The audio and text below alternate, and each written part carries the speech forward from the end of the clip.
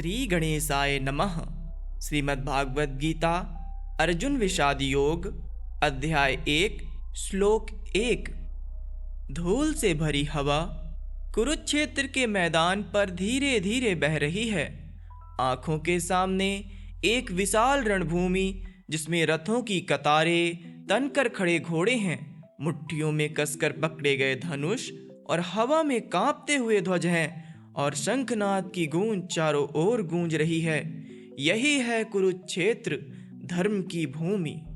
यह केवल युद्ध का मैदान नहीं है, यह वह क्षण है जहां मनुष्य के भीतर छिपा धर्म और अधर्म पहली बार आमने सामने खड़े हैं। यह युद्ध किसी स्वर्ण जड़े सिंहासन के लिए नहीं हो रहा था। इसकी शुरुआत बहुत छोटी थी, सिर्फ 5 गांव, ताकि शांति बनी रहे, ताकि रक्त ना बहे, ताकि भाई भाई के सामने ना खड़े हों। लेकिन सब कुछ होते हुए भी वह राजा फैसला ना ले सका जिसे यह देना था। उसका पुत्र जिसने अहंकार में ये 5 गांव भी ना दिए, जिसके कारण यह युद्ध अनिवार्य हो गया। यह युद्ध लालच से नहीं, अहंकार से जन्मा था, और अहंकार कभी थोड़े से संतुष्ट नहीं होता। एक ओर धर्म खड़ा है, उस रथ पर श्री कृष्ण हैं। हाथों में कोई शस्त्र नहीं, क्योंकि उन्होंने स्वयं वचन दिया है कि इस युद्ध में वे हथियार नहीं उठाएंगे। वे मार्ग दिखाएंगे, पर युद्ध मनुष्य को स्वयं ही लड़ना होगा। दूसरी ओर अधर्म भी पूरी शक्ति के साथ तैयार खड़ा है।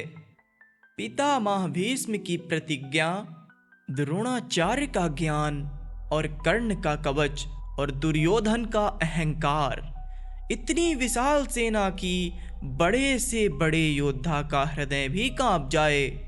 लेकिन इस युद्ध की सबसे गहरी हलचल रणभूमि में नहीं है, वह बहुत दूर एक महल के भीतर है।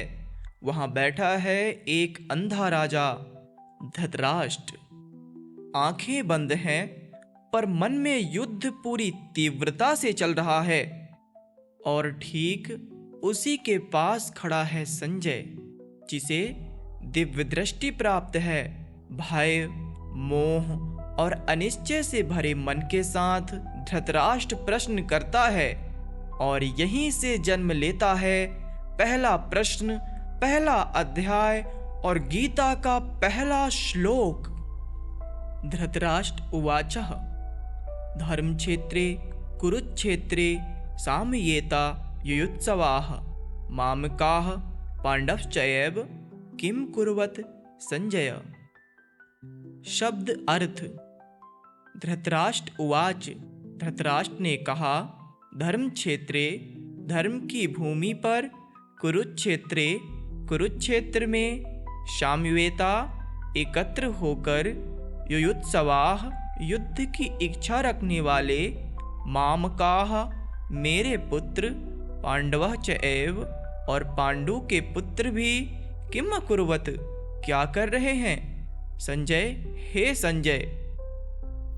अर्थात धृतराष्ट्र ने कहा, हे संजय, धर्मभूमि कुरुक्षेत्र में युद्ध की इच्छा से एकत्र हुए मेरे पुत्र और पांडु के पुत्र वहां क्या कर रहे हैं। श्रीमद्भागवत गीता का पहला श्लोक कोई उपदेश नहीं है, बल्कि एक प्रश्न है। लेकिन यह प्रश्न जितना छोटा है, उतना ही गहरा और भारी है। श्रीमद्भागवत गीता में केवल एक ही श्लोक है जो कि धृतराष्ट्र ने बोला है, और यही एक श्लोक है जहाँ से श्रीमद्भागवत गीता शुरू होती है। और यह श्लोक बताता है कि मोह कितना सुखी प्रतीत होता है, मगर कितने बड़े दुख का कारण बन सकता है। धृतराष्ट्र कहता है, धर्म क्षेत्रे कुरुक्षेत्रे, यहाँ यदि ध्यान दिया जाए तो वह सबसे पहले उस स्थान का नाम लेता है जहाँ युद्ध हो रहा है। यह सामान्य बात नहीं है, वह केवल कुरुक्षेत्र भी कह सकता था, लेकिन वह पहले धर्म क्षेत्र कहता है यह शब्द स्वयं यह दर्शाता है कि धृतराष्ट्र जानता है यह भूमि ऐसी है जहां सही और गलत छुप नहीं सकता। यहाँ बहाने काम नहीं आते, यहाँ शक्ति नहीं बल्कि धर्म देखा जाता है। फिर भी यह सब जानते हुए भी उसका प्रश्न धर्म पर नहीं है। यही इस श्लोक की पहली गहराई है। अक्सर मनुष्य सच को जानता है लेकिन प्रश्न किसी और विषय पर करता है क्योंकि वह सच पर चर्चा नहीं करना चाहता। इसके बाद धृतराष्ट्र कहता है, सामवेता युयुत्सवाः, अर्थात क्या युद्ध की इच्छा से सब लोग एकत्रित हो चुके हैं? यह प्रश्न पूछने की वास्तव में कोई आवश्यकता नहीं थी, फिर भी वह इस प्रश्न को पूछता है। यह शब्द बताते हैं कि उसके मन में अब भी एक हल्की सी आशा शेष है। शायद कुछ बदल जाए, शायद युद्ध ना हो, शायद कोई और मार्ग निकल आए। इसके बाद श्लोक का सबसे भारी शब्द आता है, मामकाः, अर्थात मेरे। यहीं से उसका प्रश्न टूट जाता है और उसका मन पूरी तरह से सामने आ जाता है। वह मेरे शब्द के स्थान पर कोई और शब्द भी प्रयोग कर सकता था, लेकिन वह धर्म भूमि पर खड़े होकर भी लोगों को धर्म से नहीं अपनेपन से पहचान रहा है। यह शब्द उसके भीतर के मोह को उजागर करता है, जहां वह धर्म युद्ध में भी पक्ष को अपने पन के आधार पर देख रहा है। इसके बाद वह कहता है, पांडवश्च एव, अर्थात और पांडु के पुत्र। यहाँ ध्यान देने योग्य बात यह है कि राजा होने के नाते धृतराष्ट्र का कर्तव्य था कि वह अपने पुत्रों और पांडु के पुत्रों को सामान्य दृष्टि से देखे, लेकिन वह उन्हें मेरे नहीं कहता, वह अलग से पांडु के पुत्र कहकर संबोधित करता है। शब्दों का यह क्रम कोई संयोग नहीं है, पहले मेरे लोग फिर दूसरे लोग। यह उसके मन की गहराई को और स्पष्ट कर देता है और अंत में वह पूछता है, किम अकुर्वत, वे क्या कर रहे हैं? वह यह नहीं पूछता कि क्या सही है, वह यह नहीं पूछता कि क्या धर्म होगा, वह यह नहीं पूछता कि युद्ध का परिणाम क्या होगा। वह केवल वर्तमान में अटका हुआ प्रश्न पूछता है, अभी क्या हो रहा है? यह दर्शाता है कि वह भविष्य से भयभीत है और सच से बच रहा है।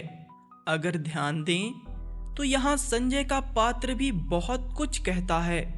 जब व्यक्ति मोह में अंधा हो जाता है तो वह अपनी आंखों से नहीं देख पाता, उसे दूसरों की आंखों की आवश्यकता पड़ती है।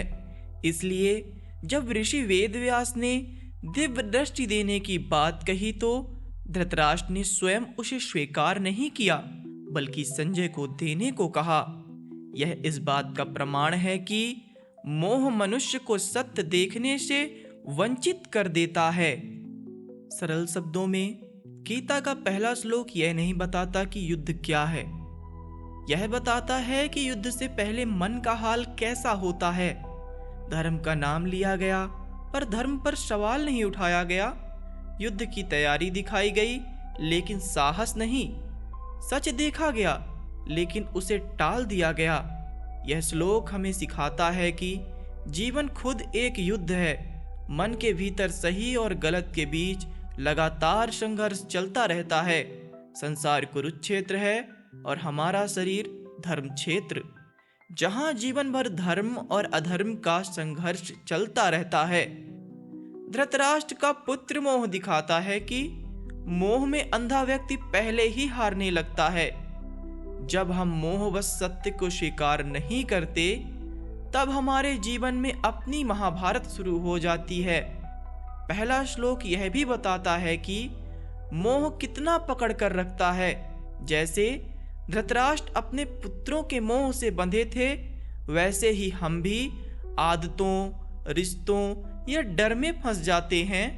हम अपनी स्थिति में जकड़े रहते हैं और बदलाव नहीं कर पाते। उदाहरण के लिए समझें तो आज का युवा भी रोज एक छोटा सा कुरुक्षेत्र जी रहा है। मान लीजिए कोई लड़का या लड़की जानता है कि वह गलत दिशा में जा रहा है, पूरा दिन फोन में डूबा रहता है, देर रात तक जागता है, ना कोई लक्ष्य साफ है ना दिशा। अंदर से आवाज आती है कि कुछ बदलना चाहिए, लेकिन वह सच देखने के बजाय अपने ही व्यवहार को सही ठहराने लगता है। वह कहता है सब ऐसा ही तो कर रहे हैं, अभी उम्र ही क्या है, घर से बाहर निकलेंगे तो क्या होगा, लोग क्या कहेंगे। यहाँ वह सही गलत नहीं देख रहा, वह सिर्फ यह देख रहा है कि मेरा आराम क्या है, मेरा डर क्या है, मेरी आदत क्या है। यही धृतराष्ट्र का मोह है। धृतराष्ट्र ने भी यह नहीं पूछा कि धर्म क्या है, उन्होंने बस यह देखा कि माम काह, मेरे लोग कौन हैं। अंतर सिर्फ इतना है कि वह राज सिंहासन पर बैठा था और आज का युवा अपने कमरे में, लेकिन परिणाम वही है। मोह निर्णय को अंधा कर देता है और वही अंधापन आगे चलकर बड़े दुख का कारण बनता है। यही कारण है कि श्रीमद् भागवत गीता का पहला श्लोक युद्ध से पहले नहीं, मोह से पहले समझने की चेतावनी है। अब अगले श्लोक को हम अगले एपिसोड में समझेंगे। यदि आप आगे की व्याख्या देखना चाहते हैं तो हमारे चैनल को सब्सक्राइब करें या प्लेलिस्ट को फॉलो करें। यदि मेरी समझ में कोई त्रुटि हुई हो तो कृपया क्षमा करें। मैं अंकित द्विवेदी आपसे विनम्र निवेदन करता हूँ, हमेशा सुनते रहिए रिज वी बुक। यहाँ तक सुनने के लिए आपका बहुत बहुत धन्यवाद।